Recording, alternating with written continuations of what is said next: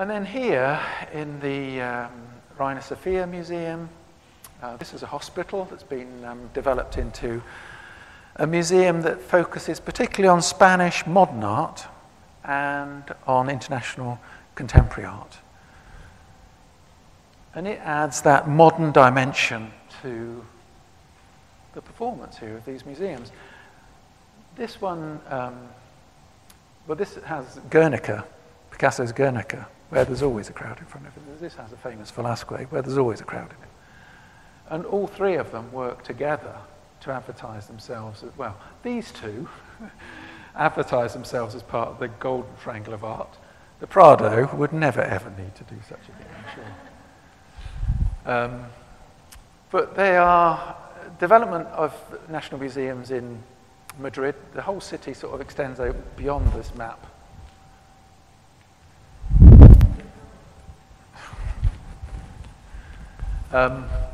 But all the museums were developed in the eastern side of the city, sort of royal part of the city, and they go much further north than this.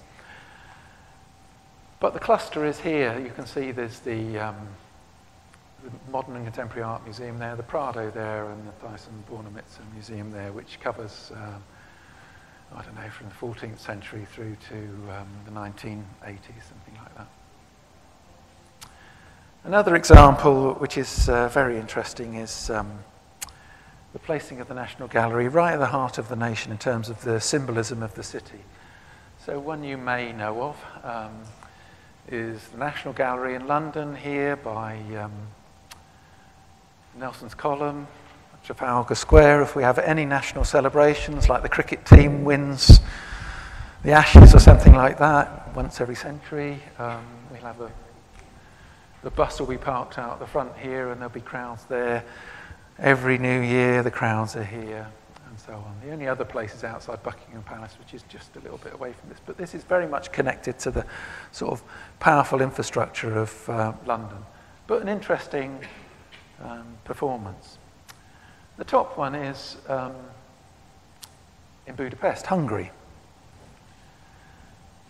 This is the Museum of Fine Arts on the left, an incredibly impressive building inside and out.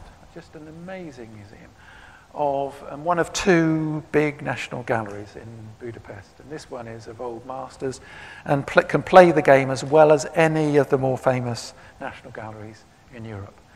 And here outside is Hero Square with all the heroes that have led to the identification of the Hungarians. And this is, well, you might think, well, that's unusual, you know, this performance here, you know, that should occur. Well, the Houses of Parliament in Budapest are on the river, like the Houses of Parliament in London, and one is an imitation of the other. It's just that the ones in Budapest are much more beautiful than the Houses of Parliament in London.